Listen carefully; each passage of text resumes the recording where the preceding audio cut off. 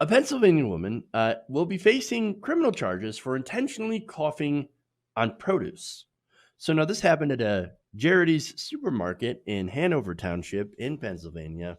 And so the store's co-owner, Joe Fasula, had uh, told the Times Leader that the woman, who was known as a chronic problem in the community, walked around the store and coughed all over the produce, meat case, and elsewhere, causing about $35,000 in produce to be replaced.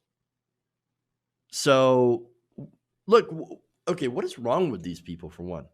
That's not only gross, but at this time, it's very dangerous. In fact, it's dangerous a lot of the time, like all the time. You could get people sick. And in this case, you could get people killed. And so now Fasula did say that the woman is not believed to have had COVID 19. That's a good thing. However, she will be tested and is undergoing a mental health evaluation. Ironically, she figured out the one case where somebody who is not wealthy or a politician can get a COVID 19 test. That said, don't do it. That is a bad way to get it. This is a terrible idea. Again, you're putting people's lives in danger. Don't do it. The human cost, along with the human cost, police did say that criminal charges would be filed against the woman, and so whether it be terrorism charges or making terroristic threats, there was another person that was caught licking shelves, a 26-year-old who was charged with making terroristic threats. This is not a joke. We're not messing around here. This is bad. So, man. Now, of course, people express their outrage online. I'm going to read some of that. Servant of my dog says that's bioterrorism. Yep. TL Riddle says no jail time. Instead, she should be required to help janitors clean local hospitals until this pandemic is over. Well, then she probably might be at risk at getting this disease, this virus. The Michael Brown movement says, I don't understand these people. I don't either. Serendipity says, I hope somebody knocked a Reg MAGA hat off her head. Now, look, I don't know for certain if this person's a Trump supporter or if they're mental. But look, I'm going to be honest. I'm going to be 100%. The thought crossed my mind. Like, is that a Trump supporter? Look, and the reason why, it's not because I hate Trump supporters or think they're all terrible people. A lot of them are. But there's nobody else out there that's coming up with these kind of conspiracies about the virus and spreading this kind of misinformation. And so, look, I mean, it could be stupid people doing pranks too. Young people, by the way, young people have been doing pranks. One guy licked a toilet and now has tested positive for COVID-19. Congratulations. I think it was a Instagram influencer, but I don't know his name. So congratulations for being stupid. And then you've got the people that went to the beaches. Now, there was a guy who was interviewed going to the beaches, right? As a young person, a college kid. And he was like, oh, if I get it, I get it. Even that guy has come out later and said, no, that I was wrong. That was bad. I'm stupid. Please forgive me.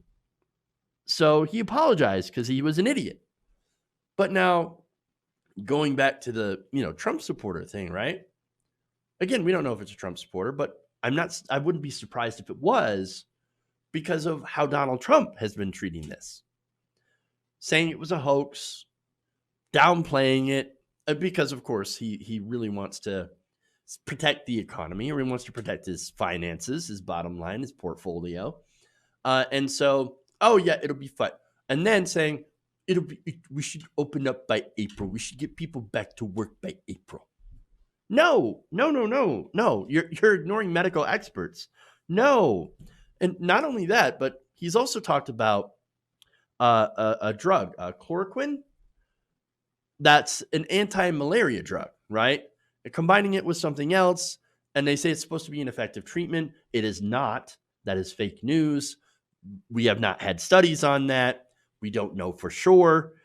Maybe there's been some promise, but you need extensive testing. But Donald Trump goes on TV in these press conferences and blurts it out. Says, you should try that. It should help you. And so a couple took this, but it wasn't the same kind of chloroquine. It was a chloroquine phosphate, which is fish tank cleaner, and the husband died. And the wife barely survived. And she says, well, God, I learned my lesson. Don't ever listen to anything the president says. It's the power of misinformation and of propaganda. And so more responses here. Ninja Mama says, American exceptionalism. And Coop says, there's little doubt this woman was doing it as a very twisted prank. I couldn't imagine the mindset that you would have to do that. And so, look, I don't know for sure. Mary Shurkin says, come on, people, grow up. This is not a joke. I can't believe this still needs saying. Do not cough on produce at the store. And then says, make her pay back the $35G to the store. And if she's a chronic problem to the community, perhaps she should be asked to leave. Are they doing the community exile thing? Or is that a thing now? If not, should we rethink doing community exile? I mean, that's not up to me to decide, obviously. But this person, look, whether it's a prank or not, or she's mental or she's a Trump supporter, I have no idea.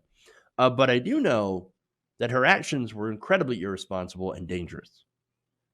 And if she's doing this, then also it's very likely that she was not practicing the social distancing guidelines by the CDC, that she wasn't staying at home unless it was necessary to go out, and in doing so, recklessly endangering other people's lives for no reason. And there has to be some sort of way to keep her from doing it again. Hey guys, hopefully you enjoyed that free video. Now I'm going to have to ask you a favor. Between the demonetization and the YouTube algorithm messing around with view counts, etc., we're having a hard time adjusting to the new YouTube reality, which is where you guys come in. See, we have a Patreon, patreon.com/TYTNation, set up to help us rely on you guys, the viewers, instead of big corporate ads. Look, you know the show. You know how I'm not in favor of big corporations anyway. So help us transition away from relying on the ad model to pay the bills and sign up to be a patron, patreon.com/TYTNation. That goes a long way to help us keep the lights on. And you guys will know that you're supporting independent, progressive media.